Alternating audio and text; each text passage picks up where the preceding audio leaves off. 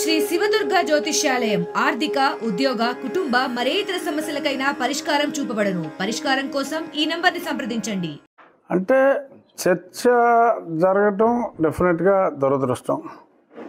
ఇది ఒక్కడు ఎక్స్పెక్ట్ చేశాడు ఇటువంటి చర్చ జరుగుతుందని రాష్ట్రంలో. ఒక్కడెవరో తెలుసా మీకు? పేరు జగన్మోహన్ రెడ్డి. ఆడికి ఒక్కడికే ఎక్స్పెక్ట్ చేయగలిగాడు, ఇంకెవరు ఎక్స్పెక్ట్ చేయలే. నాకైతే డౌట్ ఉంది, అనుమానం నాకైతే ఉంది. కానీ ఎన్నోసార్లు అతను అనుకున్నది చేయలేకపోయాడు. నన్ను డిస్క్వాలిఫై చేయలేకపోయాడు, నన్ను చంపలేకపోయాడు, అలా చాలా విషయాల్లో ఫెయిల్ అయ్యాడు. ఇక్కడ కూడా ప్రయత్నంలో అతను ఫెయిల్ అవుతాడు అనుకున్నాను, కానీ టెంపరీగా సక్సెస్ అయ్యాడు. ఖచ్చితంగా మనస్ఫూర్తిగా నేను నమ్మి చెప్పేది ఏంటంటే 3-4 రోజుల్లో తప్పకుండా కూటమి తిరిగి నన్ను, అది బీజేపీ కావచ్చు, టీడీపీ కావచ్చు, ఏ పార్టీ అయినా కావచ్చు, గతంలో నేను ఎందుకని చెప్పానో, ఏ పార్టీయో నేను ఇప్పుడు చెప్పలేనని చెప్పింది ఈ ముందు చూపుతోటే చెప్పా. పలానా పార్టీ అంటే ముందు ఆ పార్టీకి వలేసేస్తాడని చెప్పి నేను ముందు చూపుతో ఏ పార్టీయో చెప్పకుండా నేనున్నా. బట్ ఎనీహౌ తప్పకుండా కూటమి తరపున ఆల్రెడీ భారతీయ జనతా పార్టీకి సీటు వచ్చింది కాబట్టి మేబీ భారతీయ జనతా పార్టీ తరపునే పోటీ చేయడానికి అవకాశాలు ఎక్కువ ఉండొచ్చు. బట్ ఖచ్చితంగా కన్సిడర్ చేస్తారు అనే అభిప్రాయం అయితే నాకు పూర్తిగా ఉంది. అయితే ఎటువంటి ఐడియా లేదు, చూద్దాం. ప్రస్తుతానికి ఇంకా నేను ఏ పార్టీలో లేను. ఆ పార్టీలు కూడా అదే చెప్తున్నాయి. ఒక పార్టీ మరి జాయిన్ అవ్వకుండా ఎలా ఇస్తామని చెప్పి మరి తిరుపతికి సీట్ కన్ఫర్మ్ చేసి జాయిన్ చేసుకున్నారు. అంటే అబద్ధం ఆడినా కూడా పాపం అరగంటలో దొరికేశారు. అలాగా కొద్దిమంది ఇంకో పార్టీలో కూడా ఇలాంటి ప్రచారమే చేయాలనుకున్నారు. వాళ్ళు కూడా మరి ఉబలాటం ఆపుకోలేక ఇంకా జాయిన్ అవ్వకుండానే సీటు కూడా డిక్లేర్ చేశారు. ఇంకా జాయిన్ అయ్యాడో లేదో కూడా తెలియదు అభ్యర్థి. సో ఇటువంటివి ఉన్నాయి కాబట్టి అది కేవలం జాయిన్ అవ్వలేదు అనేది అది ఒక అభియోగం. బట్ అది పెద్ద ఇష్యూ కాదు. డెఫినెట్గా నాకు నరేంద్ర మోడీ గారి మీద, చంద్రబాబు నాయుడు గారి మీద, పవన్ కళ్యాణ్ గారి మీద పూర్తి విశ్వాసం ఉంది. వారి నాయకత్వం మీద డెఫినెట్గా జగన్మోహన్ రెడ్డిని వారు ప్రేమించరు అనేదే నా ప్రగాఢ విశ్వాసం. మొట్టమొదటిసారిగా ప్రజలందరికీ జగన్మోహన్ రెడ్డి అంటే ద్వేషం ఉంది చాలామందికి. బట్ ఆ ద్వేషం ఉండటం వేరు, మనసులో కుమిలిపోయినా అని అడగటం వేరు, అంటం వేరు. సో అది నేను అందరికన్నా 1 సంవత్సరంన్నర ముందు ఎక్స్ప్రెస్ చేశా.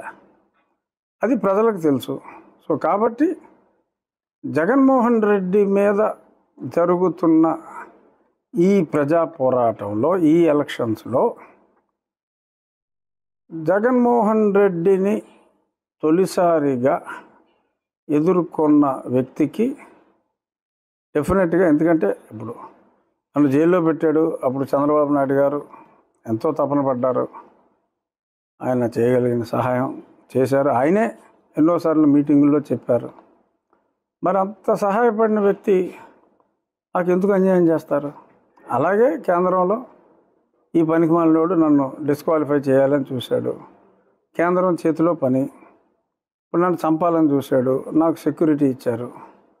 సో నన్ను చంపకుండా కాపాడిన కేంద్ర ప్రభుత్వం, ఆ పదవి పోకుండా కాపాడిన కేంద్ర ప్రభుత్వం, నేను వీడి చేతిలో చావు దెబ్బలు తిని బయటికి రావటంలో ఆ సమయంలో మరి ఎంతో సహాయం చేసిన చంద్రబాబు నాయుడు గారు నాకు అన్యాయం చేస్తారు అనే ఆలోచన కూడా నాకు లేదు.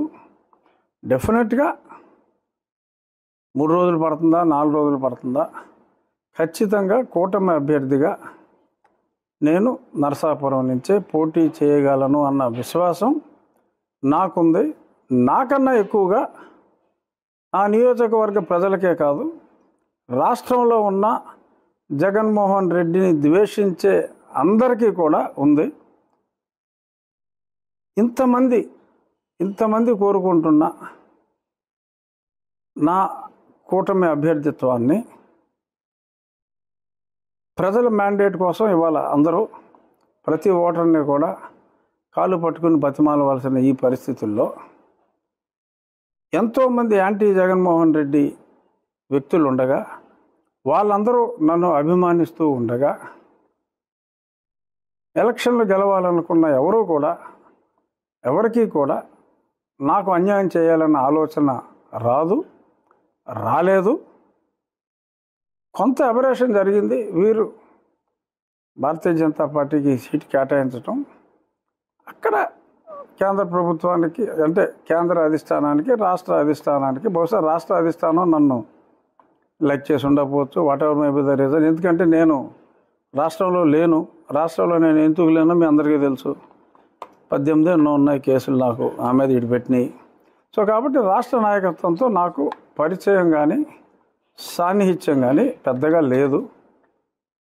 సో కాబట్టి అదేదన్నా ఆ కమ్యూనికేషన్ గ్యాప్ వలన నాకేదన్నా ఈ షార్ట్ గ్యాప్ ఆఫ్ అనౌన్స్మెంట్ వచ్చి.